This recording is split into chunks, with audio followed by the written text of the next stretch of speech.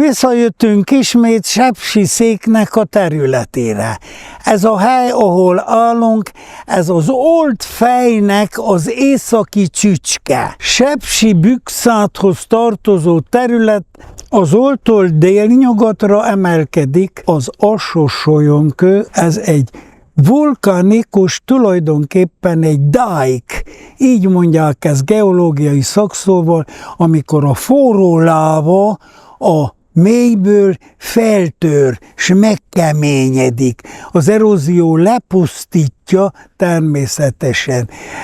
Ez egyébként egy védett archeológiai terület is, mert ennek a területén a hegy tetején és a hegy tetejétől észak-nyugatra elnyúlva egy koraközépkori várnak a maradványait tárták fel most az archeológusok, de a hátam megett egy dobásnyira van a történelmi Csík vármegye, a mai Hargita megyének a hivatalos határa.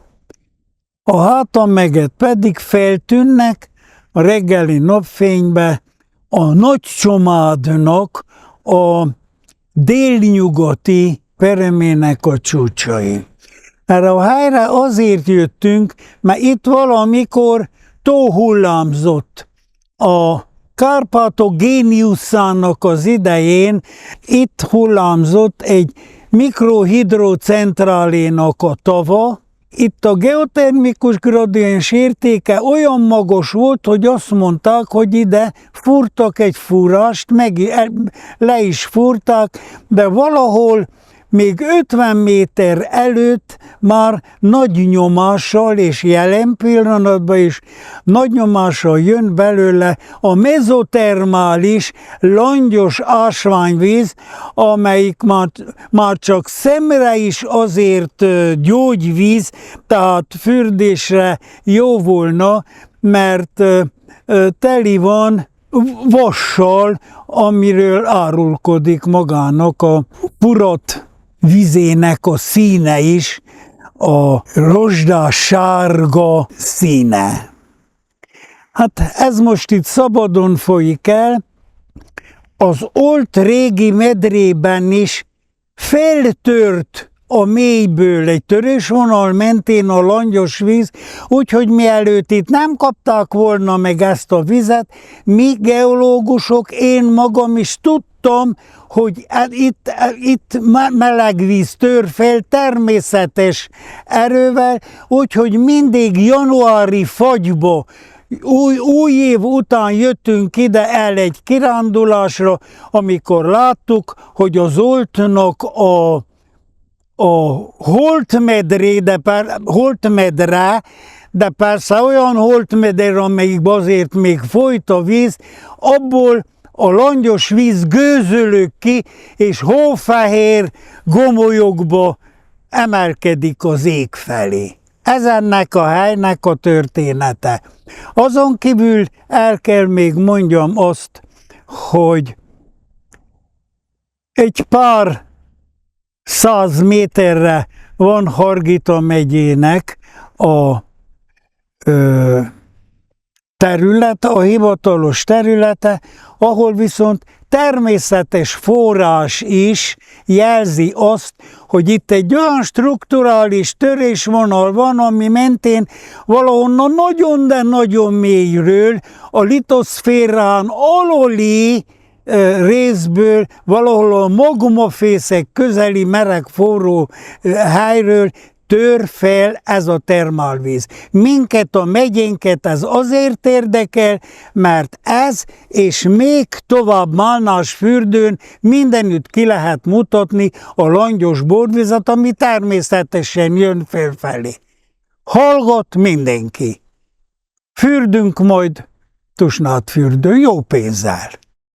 Sepsiszék szívébe vagyunk, az egykori sepsiszéki erdőközbirtokosság épületeiben itt helyezték el ebbe az épületbe az iskolát, felvette 1990-ben gróf Mikes Ármin tulajdonosnak a nevét.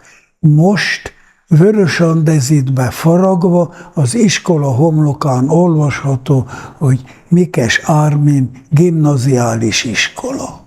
Az épület előtt egy igen-igen fontos és érdekes emlékparkot alakított ki a község. A Turul-madaras emlékmű őrzi tulajdonképpen az első-második világháború és a 48-as szabadságharc hőseinek a nevét, ezen kívül még itt van egy 18. század harmadik részében öntött harangocska, valószínű Mikólyfaluból került ide, hogy mutassa azt, hogy melyik az a század, amikor Mikólyfaluba az üvegöntés kezdetét vette. Sepsiszentmihalyi tulajdonképpen az iparáról lett ismert, azért, mert a gróf Nemes családnak és a Mikes családnak már Mikóújfaluban megszületett az a gondolata, mivel Málnástól errefelé minden erdő az ők tulajdonokban volt, hogy ezt az erdőt a legjobban pénzé lehetett tenni, mert a saját erdejük volt. Először is az üveggyártáshoz itt az oltnak a lerakodásaiból, a teraszaiból eléggé jó minőségű kvarchomokot kaptak, ami az alapanyaga az üvegeknek.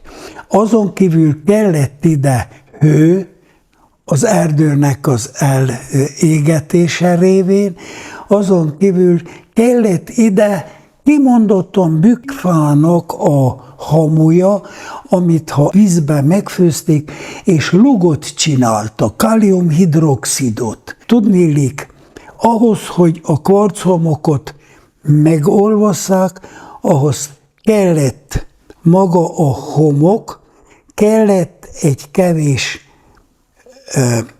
mészkő, kalciumkarbonát, és kellett a káliumhidroxid tulajdonképpen, ami táplálja és megindítja az olvadást. Ezt az erdők mind biztosították, kézi munka nem volt, és ezért megalapították Mikólyfalut, a Mikó család, és onnan költözött ide az üveggyár. És itt pedig ebbe az iskolába megteremtették a Székely Nemzeti Múzeumon kívül Kovászna megye legnagyobb ilyen üvegtörténeti, műszaki és művelődési jellegű üveggyűjteményt.